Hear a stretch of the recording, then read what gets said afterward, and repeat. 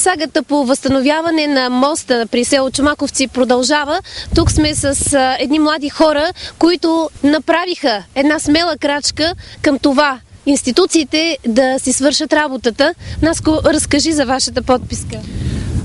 Преди около един месец някъде предприехме, Младежкото обединение на БСП предприехме инициатива събиране на подписка за реконструкцията на моста, който виждаме зад нас, и за около 3 седмици, много кратък период от време, бяха събрани точно 140 подписа, които онзи ден, вторник, внесохме в областната администрация на заместник областния управител Бойко Балтаков.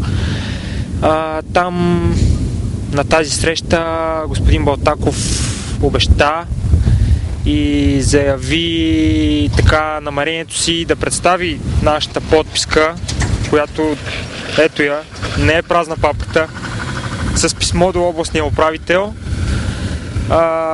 да внесе подписката в Агенция Пътна инфраструктура и оттам вече се задвижат нещата за затваряне на моста и за предстоящата му реконструкция. Като се надяваме в най-скоро време наистина да бъде затворен моста, да се вземат адекватни мерки, да започне реконструкцията му, а не само да стои затворен. Господин Колев, това беше и вашето искане към областният управител и към Агенция Пътна инфраструктура. Разбираме, че в внесената подписка искате да започнат ремонтни дейности, а не да се затвори моста. Точно така е. Това е много важно да го акцентираме и да се знае, защото проблема е с голямо обществено значение. Всъщност всички знаем, че река Искър на практика дели общината на две части. Остават села, които са от другата страна на реката. Мост е много важен. Това, което изговорихме с господин Балтаков онзи ден при внасянето от тези млади и прекрасни хора на подписката, беше именно това нещо. Администрацията, областната, е запозната. Проблема е меродавен, той е отдавна, знае се за него. Самия господин Балтаков е присъствал тук при инспектирането на моста. Посрещнаха ни много добре, много радушно. Цялата среща премина в един такъв позитивен разговор, въобще изцяло за проблемите на общината. Това, което говорихме и като изходни точки, като базисни топоси, беше, че моста по принцип не е проектиран и не е изграден да поеме такова натоварване, каквото е пътя за ферибота Оряхово.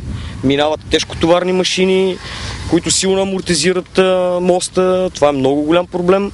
И това, което говорихме, беше или за изцяла реконструкция на моста, или за строежа на чисто нов мост, като този остава в историята и за използване от местните хора и така нататък.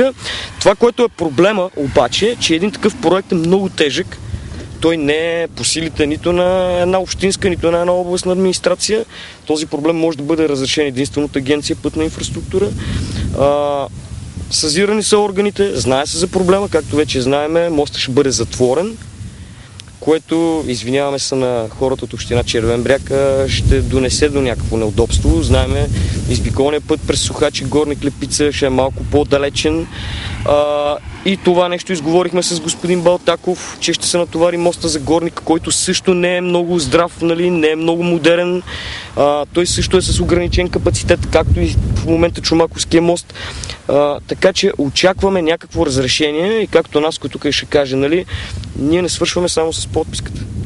Едно е сигурно. Натисната е струната на общественото недоволство, а младите хора са готови и с нови действия, ако се окаже, че това е поредното безплодно обещание. Ще предприемем и други средства. Ако трябва, навсякъде ще стигнем само този мост да бъде направен. За момента ни остава само да стоиме на щрек и да чакаме съответните институции, от които зависи бъдещата реконструкция на моста, да си свършат работата. Ако не я свършат, има и други методи и средства за разрешаването на този важен проблем. С дата 6 януари е издадената заповед на директора на областно пътно управление Плевен инженер Иво Денчев за спиране на движението по моста над река Искър при село Чомаковци. Предприети бяха и незабавни мерки за организиране на движението на моторните превозни средства по обходен маршрут.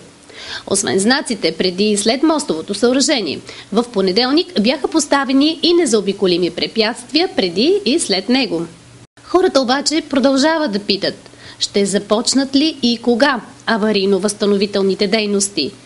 И дали това не е поредният опит за измиване на ръцете от страна на институциите?